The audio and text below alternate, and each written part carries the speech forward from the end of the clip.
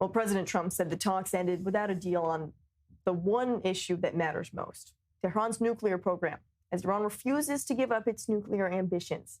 Well, joining us to discuss more about Iran's perspective, Dr. Meir Javedanfar, Iran lecturer at Reichman University. Dr. Javedanfar, always great to have you with us on I-24 News.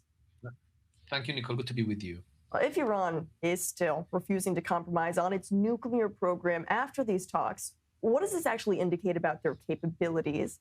Is this a red line that neither side can walk away from? Well, Nicole, it's very important to note that Iran feels that it has much more leverage than the United States.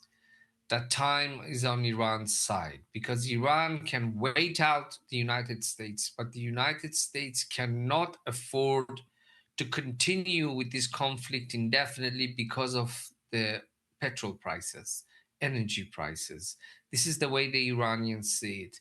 So all they have to do is to maintain their position, do not back down, and sooner probably, or perhaps even later, it is President Trump who's going to have to compromise and come to accept Iran's demands, because according to the Iranian view, it is President Trump who cannot live with high energy prices because they undermine the global economy, and the US economy as a result suffers from that because it sells its products to the Western economies and the Far Eastern economies that are affected. And also because President Trump is going to have to stand for midterm elections in November. So he doesn't want to go to those elections with high energy prices. So time is on Iran's side. It can insist on its position and demands, and one of them is the nuclear issue, as you quite rightly said. There are other issues such as Iran controlling the Strait of Hormuz from now on, and also compensation. This is also another important demand from the Iranians.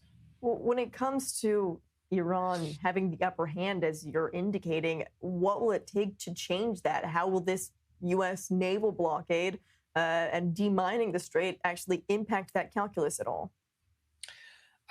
What I said was that that's the way the Iranians view it. The Iranians view that they have the upper hand, and I think they do have leverage in this without a shadow of a doubt.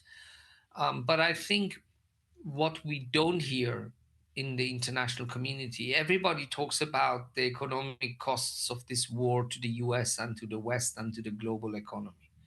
Nobody talks about the global costs of this war to the Iranian regime, to Iran's economy, because the internet is cut for 40 days.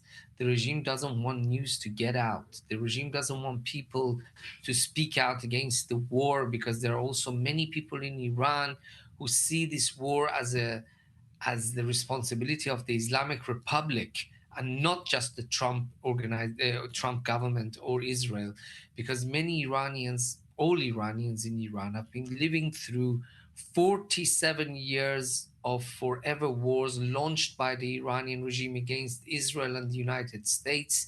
The Iranian people know better than anyone else that it was the regime who started attacking America and Israel.